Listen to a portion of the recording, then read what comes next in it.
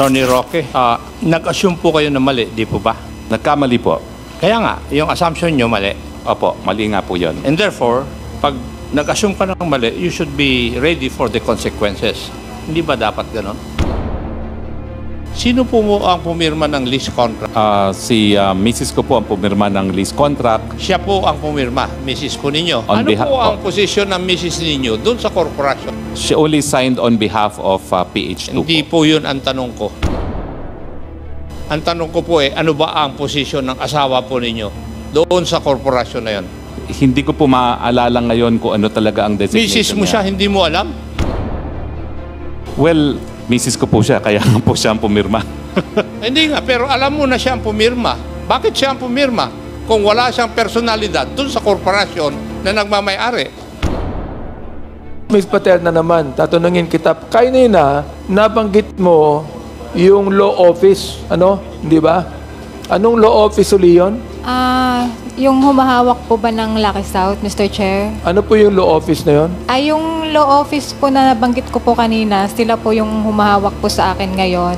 Pero yung attorney po na humahawak ng Lucky South is yung nabanggit ko po before. Kakapasok lang na balita. Grabe binunyag na ang pogo ni Ronalyn. Inilabas na ang buong detalye sa pogo ni Paterna.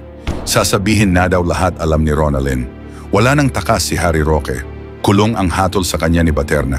Ayon sa ginawang pagdinig ng Kongreso, dapat ready si Attorney Harry Roque pagsisihan ang lahat. Dapat ready siya sa ipapatao na kaparusahan ng Kongreso. Di kasi ibig sabihin nag-sorry na siya sa mga congressman. Ay di na daw siya hahatulan ng kulong sa Kongreso.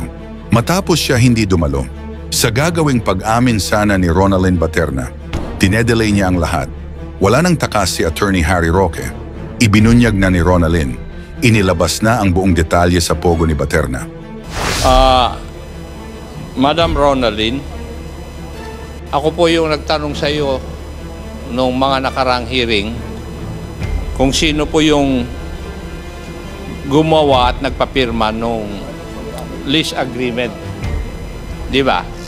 Yes po, Mr. Chair. Ipinakita ko sa iyo yung sublease agreement at sinabi mo na pirma mo ngayon. At tinanong ko rin sa iyo kung sino po ang gumawa ng mga sublease agreement na yon. At ang sinabi mo si Attorney Medina. Tama? Nasa records of the or minutes of the hearing yon. Yes po, Mr. Chair. Now, paano mo nasabi na si Attorney Medina ang gumawa ng mga dokumento na yon? Kaya ko po nasabi na kay Attorney Medina po yung mga dokumento nang galing kasi po doon po ako nagbe-base kasi doon ako lagi nagpipirma po doon sa logbook po nila, Mr. Chair. Pakiulit yung huli. Kaya ko po nasabi na si Attorney Medina po yung gumagawa ng mga dokumento dahil doon po ako nagbe-base kung saan sa law firm po kasi nila ako nagpipirma, yung sa logbook po. Kaya po nasabi ko na siya po yung may gawa, Mr. Chair. Now, before I ask you a question, Attorney Medina, okay ka na ba? Kasi I heard mataas kanina ang blood pressure mo. Yes, Your Honor. And I'd like to thank the medical staff of the House of Representatives for taking care of me. Medyo nahihilo pa rin ako ng konti, Your Honor. Pero, so at your own risk, you will answer the questions that I'm going to ask you. Are you okay? Kasi baka sisihin ako ng pamilya mo kung sakali matumba ka dyan. Hindi naman siguro, Your Honor. I'll just say, Your Honor, kung medyo hindi na po okay. Okay, that's on record. I just want to be safe. Narinig po nyo yung sagot sa aking mga katanungan ni Madam Paterna. Is that true? Your Honor, if we are, because last hearing, Your Honor. Tinatanong ko lang po kayo, abogado po kayo. Yes, Your Honor. Yung tanong ko po is answerable by yes or no. Is Yes, that Your true? Honor. Yes? Yes. So, kayo po ang gumagawa. No, Your Honor, on the contract of lease. On the contract of lease. The question earlier, Your Honor, was Yung very sublease specific. contract yun. Yes, Your Honor. On the sublease. Kayo ang gumagawa. Yes, Your Honor, on the request of Whirlwind Corporation. Sino sa Whirlwind Corporation ang nagsasabi sa inyo na i-prepare nyo yung dokumento na yun? Your Honor, if you're referring to a Tinatanong ko po, sino ang gumagawa o nag-utos sa'yo na gawin mo yung mga dokumento na yon? First, Your Honor, for Whirlwind Corporation, it was Stephanie Mascareñas. Sino po sa Whirlwind? Stephanie Mascareñas, Your Honor. Who's here, Your Honor? Teka, dalawa po yung sublease agreement na yun. Yes, Your Honor. The first one, Your Honor. That's why I said first, Your Honor. The second one was requested by Catherine Cassandra L. Ong, Your Honor. So, yung first, si Stephanie. Yes, Your Honor. Yung pangalawang sublease agreement, yung si Cathy Ong na. Yes, Your Honor. Catherine Cassandra L. Ong. Sila ang nag-utos po sa inyo. They requested us, Your Honor, to make the legal document for the lease. So, in this case, si Stephanie mismo ang kumausap sa inyo o nag-contract ng services ninyo at saka doon sa isang sublease agreement ay si Cathy Ong na. Cathy Ong, Your Honor, as representative of Whirlwind Corporation. Now, Madam Mascareñas, totoo po ba yun na kayo ang kumausap sa law office nila? Initially po. Ha? Initially po. Utos lang din po kasi ni Mr. Wu yun. Kasi ang balak yata nilang i-purchase yung land ni Mr. Cruz. Tapos, parang mas mabilis kasi yung mag-lease muna. So, we proceeded with the lease contract na pinasuyo ko po kay Attorney Medina. So, totoo lahat yun? Yes po. Pero yung ni-request po ni Miss Catherine Cassandra, no, hindi ko na po sure yun kung alam ko pa yun. Kasi siya na po yung humawak. Ronaldin, doon sa isang sublease agreement, ikaw ang pumirma with Cathy Ong, di ba? Yes po, Mr. Chair. So, sila rin ang gumawa.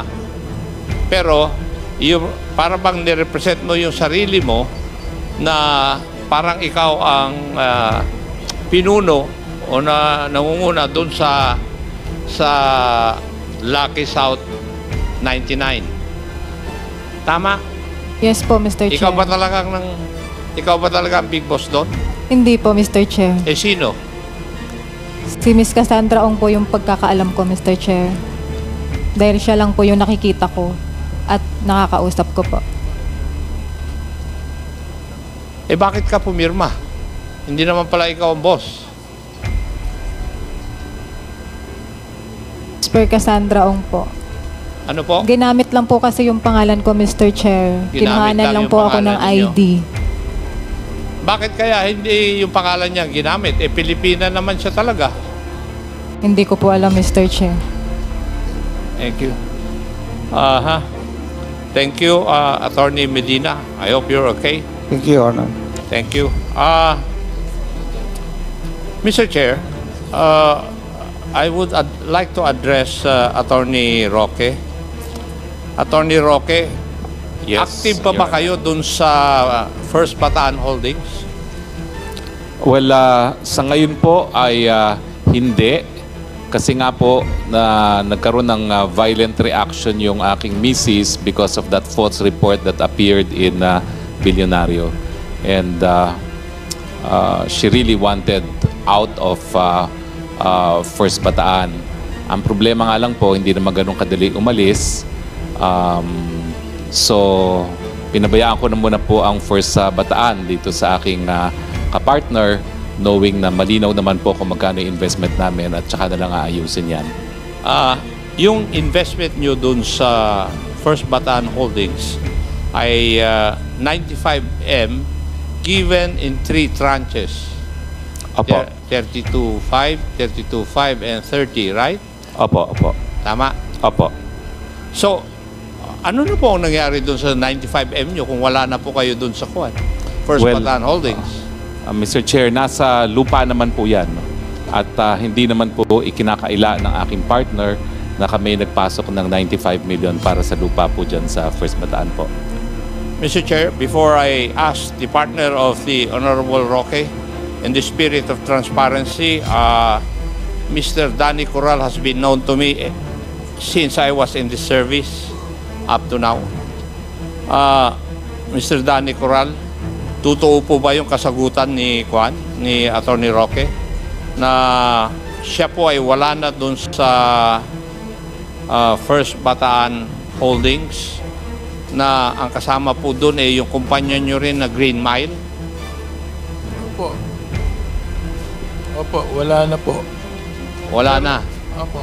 Ano po yung usapan ninyo tungkol doon sa investment niya ng 95M? Inalis nila yung pangalan nung nagka-problema. Tapos sabi niya... Teka. Inalis po nila yung pangalan nila nung nagka-problema. Ano po yung problema?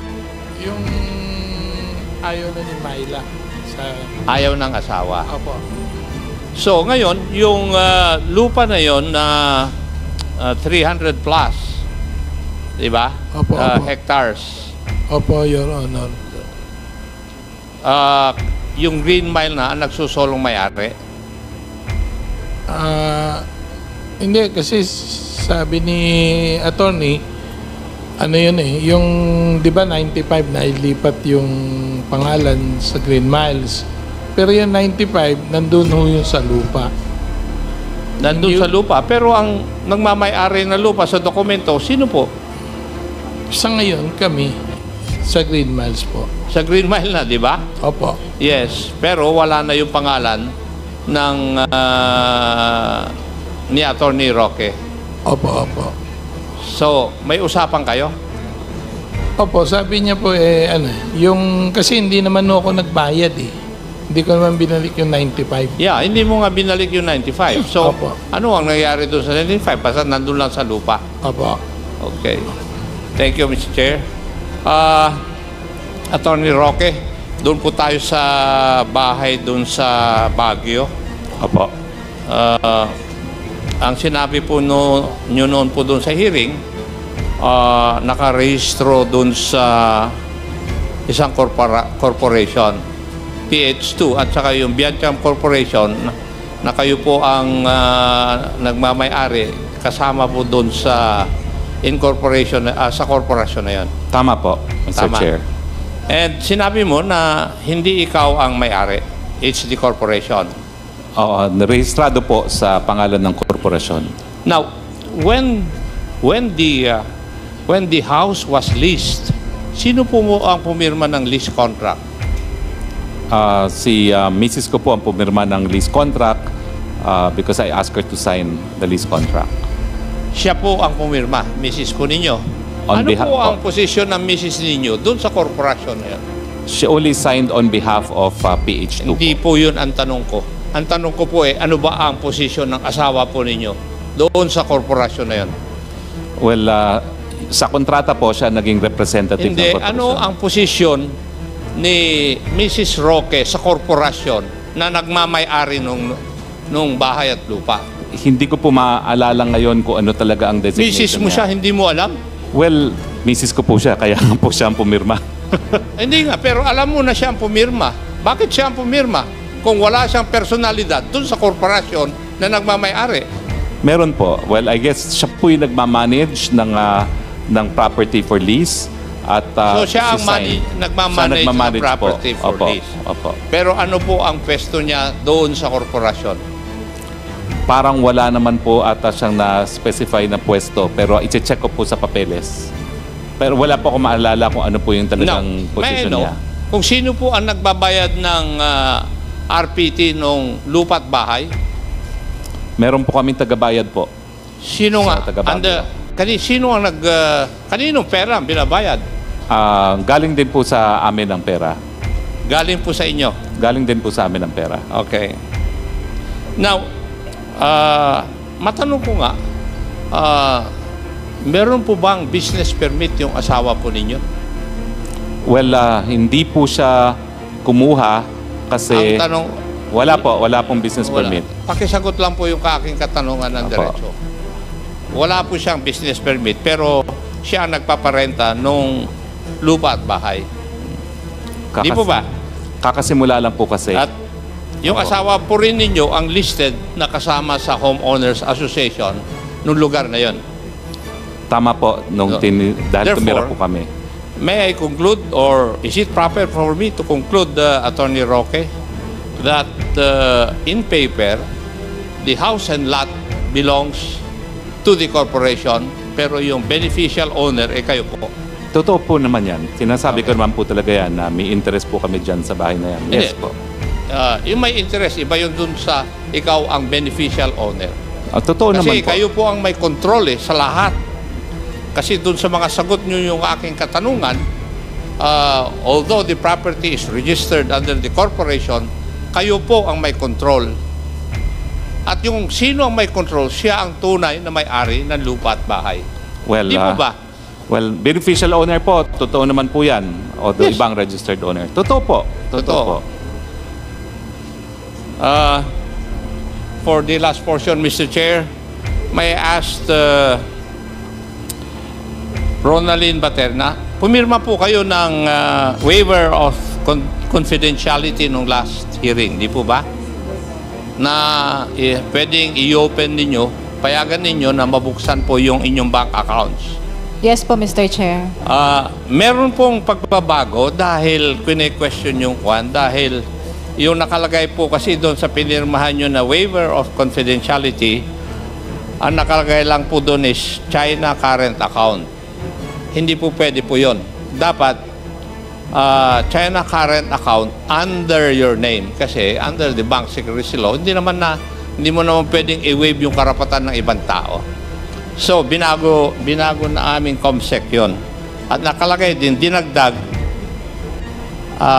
all other bank accounts under my name herein referred to as the subject bank accounts.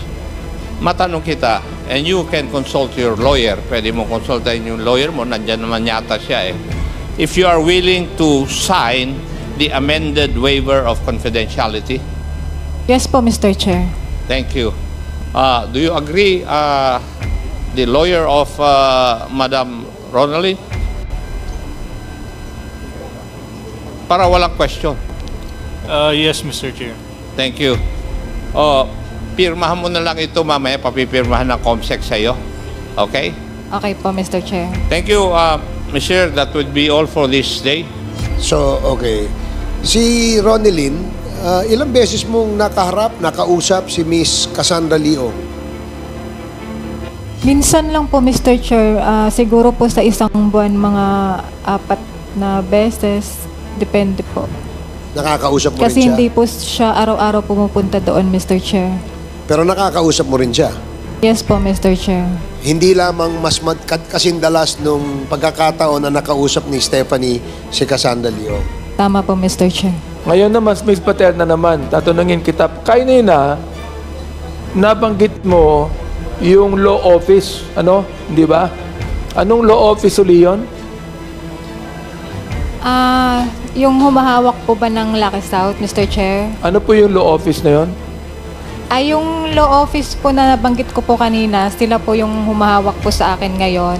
Pero yung attorney po na humahawak ng Lucky South is yung nabanggit ko po before. Hindi. Nasabi mo sa aming investigation last time na naging corporate secretary ka, pero pinipirmahan mo lang ang lahat ng papeles, pero hindi ikaw ang gumawa, correct? Tama po, Mr. Chair. Sino pong gumawa? Kay Attorney Medina po. Sino pong attorney yun? Anong pangalan po ng attorney gumawa? Sa pagkakaalam ko po, Mr. Chair, Jared Medina po. Attorney Jared Medina. Jared Medina. Yes Andito po. siya last time, di ba? Andito po ngayon. Ando po sa attorney Medina. Andiyan po ba siya? Attorney Medina, will you please come here? Ikaw, nag-under oath ka rin, di ba? Oo, pero nung meeting namin last time, tinanggihan mo na ikaw ang gumawa ng papeles Your Honor, Tinanggihan mo last time na ikaw ang gumawa ng papeles. Yes or no? if I... Papakita namin sa inyo ang record namin dito. Oo. Yes, Your Honor. Tinanggihan mo ba last hearing na ikaw ang gumawa ng papeles na pinirmahan ni Miss Paterna? Your Honor, to the best of my knowledge, alam ko po hindi kami. To the best Teka, of... tandali lang. Opo. Sinasabi ni Miss Paterna, ikaw So, tinatanggi mo yon. Yes, Your Honor. Sa pagkarinig ko po rin sa kanya last time, sabi po niya, hindi niya alam kung sino ang gumagawa. Binanggit niya ang pangalan mo ngayon. Opo. Okay, so therefore, tinatanggap mo ngayon na ikaw ang gumawa. Mayroon po kaming ginawa na dokumento, pero hindi po lahat. Sinong kayo? Yung pong law office po namin, sa totoo lang po, Your Honor, hindi po ako nakakaalam lahat ng mga dokumento kasi may iba kaming mga staff. Sino po ang nakakaalam lahat? Yung pong mga staff namin. Pero ikaw lang ang kilala ni Miss Paterna. Yung po kasi ay law office namin. Attorney Gerald Medina po, from Medina, Flores, and So, Office. ibig sabihin, nagsisinungaling si Miss Paterna ngayon nung binanggit ang pangalan mo na ikaw ang nagpapirma sa kanya. Opo. Ikaw ang nagpapirma, hindi. Hindi po. Nagsisinungaling si Miss Paterna. Yes o ikaw po. ang nagsisinungaling. Siya po. Miss Paterna, uulitin ko. Nabanggit mo ang pangalan niya. Hindi ba? Kilala mo siya. Siya lamang ang kilala mo sa law office, correct? Yes po, Mr. Chair. Ano pong ginawa ni Atty. Medina na nakilala mo siya? Yung may mga, pag po nagsasign po ako ng mga dokumento, sa law firm niya po ako nagsasign yung sa logbook po. Kaya po kilala ko po si Atty. Medina. Yung alin po? Yung logbook, Mr. Chair. Siya ang nakikita mo. Siya ang umaharap sa'yo. Yung tauhan niya po. Hindi siya mismo. Nakikita ko po siya, Mr. Chair. Nakikita mo siya, pero hindi siya napapirma sa'yo. Si Miss Cassandra po. Yung tao niya. Opo, Mr. Chair. Teka. Nakikita mo siya. Anong ginagawa niya? Nung nakikita mo siya? Nakaupo po, Mr. Chair. Kaya nga, nakaupo. office Anong niya. ginagawa niya? Siya ba ang nagpapirma sa'yo o hindi? Minsan po, Mr. Chair, pero minsan po yung tauhan niya po. Atty. Medina, sinasabi po ni Miss Paterna, minsan, ikaw ang nagpapirma sa kanya. Yes, Your Honor. Inaamin mo. Inaamin mo ngayon na may pagkakataon, ikaw ang nagpapirma sa kanya. Yes, Your Honor. If I may explain po. Kaya po pinapirma yon kasi alam mo, under oath ka, yes po, abogado ka. Yes po. Alam mo dapat ang ginagawa mo. Yes po. Hindi ba? Yes po. Last time, teka. Yes po. Last time, itinanggi mo na ikaw ang nagpapirma. Ngayon, inaamin mo na. Kaya nga po, if I may explain, Your Honor, kung bakit po gano'n yung sagot ko. Kasi po, ang sinasabi niya, pinapipirma ko po siya. Hindi ko po siya pinipilit pumirma. Ang term po na pumipirma sa amin, kaya sabi po niya, logbook, ang proseso po sa opisina namin ay napakahigpit. Kung meron kang dokumento at gusto mo yung manotaryo, kailangan mo ng personal presence sa harap ng abogado at sasabihin mo sa kanya na yung dokumento na yun ay dokumento mo. Iyon po ang proseso ng pagpapapirma, sinasabi niya. Nakakapagtaka naman ng napakahigpit ninyo, pero kayo gumawa ng mga papeles, pinapirma nyo ang corporate secretary na hindi niya alam. Hindi niya alam. Wala siyang alam dito. Yun ang sinasabi ni Miss Paterna sa amin. Your Honor, if I may, Mr. Chair, kaya po kami ganun kahigpit, kasi nga po, yan po iniwasan namin. Kinatagalan, baka sabihin ng nagpanotaryo sa amin, na hindi naman siya dumating, hindi niya alam yung dokumentong pinirmahan niya, kaya po kami ang mahigpit bilang notaryo publiko.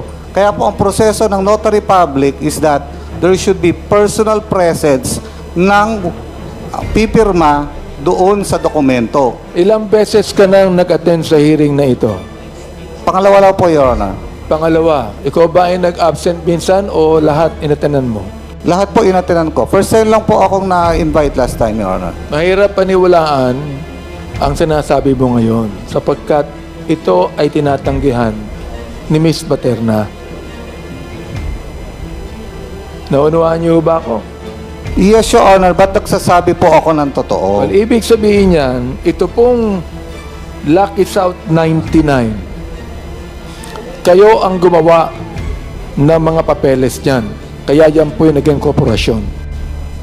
Yan po ay mariing kong tinatanggi. Kaya po ang sabi ko kanina, kami po ay isa lang sa kanilang mga lawyers. Kaya, sinabi yes na po, or no lang po, yes or no lang. Kayo po ba ang gumawa ng papeles ng Lucky South 99 kaya ito ay naging korporasyon? hindi po, Your Honor. I categorically deny that. Thank you, Mr. Chair. Attorney Roque, nag-assume po kayo na mali, di po ba? Nagkamali po. Kaya nga, yung assumption nyo mali. Opo, mali nga po yun. And therefore, pag nag-assume ka ng mali, you should be ready for the consequences. Hindi ba dapat ganon? Yes po, but So- there was no intent to disrespect this I'm not chamber. asking whether you have the intent. Ang tinatanong ko lang po doon is, kung nag-assume po kayo ng mali, hindi po ba dapat tanggapin ninyo yung consequences? I will of course accept the consequences, the decision of this body, but since I was given an opportunity to be heard, I thought that there should be allowance for honest mistakes. Kasi, pagpasensya mo na ako. Kasi ako, I know that you have been practicing as a lawyer for a long time. Di po ba? Yes, Your Honor. And as a practicing lawyer, lahat po ng schedule ninyo nakalagay. For example, for the week, kung ano ang hearing mo for the week, ano yung appointment mo, nakalagay po. Di po ba? Totoo po yun. Kaya nga po, dun sa certificate, talagang may hearing po ako nung Thursday. And mali nga lang po yung assumption ko na yung sumunod na hearing ay hindi na pala Thursday dahil So, puro Thursday po tayo. Ang ibig nyo pong sabihin, wala sa schedule ninyo yung dapat umattend kayo ng hearing sa Friday, nung Friday? Yun nga po, nailagay ko po siya ng Thursday kasi every Thursday po yung hearing natin. Then, as it is, kayo po lahat ang may kasalanan. Wala. Opo, pero wala naman. Participation ng iba. Opo, pero wala naman pong intention to disrespect the Hindi ko chamber. po pini-question yung intention nyo. Ang pini-question ko lang, as a practicing lawyer, ang alam ko, yung mga lawyers, meron silang sinusulatan lahat ng kanilang mga schedule. In your case, kung nakalagay yung schedule na yun dun sa yung event na yun sa yung book of schedules, dapat alam ninyo. Sa totoo nga lang po, dahil akala ko Thursday, nakita ko na morning afternoon ng hearing ko, sumulat na ako kaagad to inform the committee as soon as possible dahil ang buong akala ko po talaga Thursday. Attorney Roque, marami na pong namatay dahil sa maling akala. Kindly bear that in mind. Thank you, Mr. Chair. Thank you, Congressman Acop. Congressman Paduano, you're recognized. Thank you, Mr. Chairman. Anyway, tama po yung sinabi ni Chairman Acop na that's your fault and you should face the consequences, di ba? Now, eto lang po. Kaya ako, of course, the intent, hindi pwede nating pag-usapan dito yung intent. Kasi, the question is, ito, well, in fact, you're calling the chairman of this committee. Well, in fact, you text me with regards your request for your wife to be excused in today's hearing. Now, as you mentioned, nalaman mo na after lunch, nag-hearing sa Pampanga. Di ba? At the very least, man lang, sana you texted me, you call me, or you call the chairman na hindi po ako makarating dyan kasi nagkamali ako. But you never do it. Kaya yung question of intent, sabi ko nga, hindi pwede magiging basis for that possible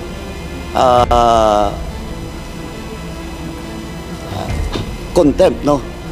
Na minove ni Congressman Ronzalo. Kaya ako, ang ano ko lang dito is supposedly, at the very least, again, you have texted or called us. If not me, you called Chairman Abante. Well, in fact, on that request, you called Chairman Barbers.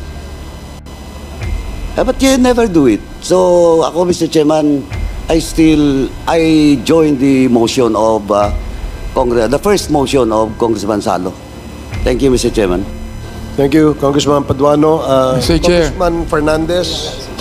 Congressman Abante. Mr. Chair, the fact that Secretary Roque appeared with us today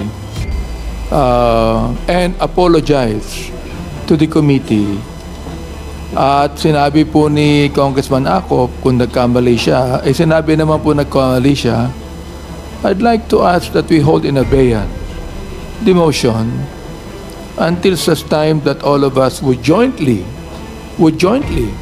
actually join the motion of Congressman Salo. Also, I'd like to open this debate to any member of the committee to say something about this, Mr. Chair.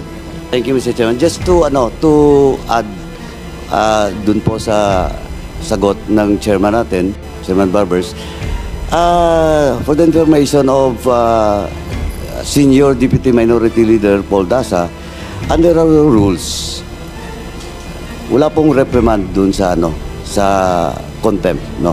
That's number one. Number two, if the good Congressman is wary that Secretary Harry Roque cannot participate in the proceedings, he can, because those resource persons cited in contempt can still participate in the hearing and in the succeeding hearings. So, kung ang agam-agam po ni SDML that we cannot extract some more information, vital information from former Secretary Roque, tuloy-tuloy po yung presence ni Secretary Roque even today until such time that this committee will suspend the hearing. Now, second, Mr. Chairman, with due respect to the position made by Co-Chair Abante, as the chairman has said, this committee should be fair to everyone. Well, in fact, kasi as I heard the statement coming from Co-Chair Abante that former Secretary Harry Roque has already publicly apologized. But the same is true with all others resource person that was cited in contempt during the past, and even as of today, in the case of Miss Baterna. After she was cited in contempt, nag-appeal po siya and she apologized. But of course, she has violated our rules. So, yung contempt niya, she's serving now and is now present in today's hearing. So, ako, Mr. Chairman, again, with due respect to the position of Co-Chair Abante, I still stand that we should base on our rules, no, with regards to inquiry in aid of legislation. Thank you, Mr. Chairman. Ngayon, ikaw bilang Pilipino, ano ang masasabi mo at reaksyon sa balitang ito? Mag-iwan ka ng komento sa ibaba at atin pong babasahin isa-isa.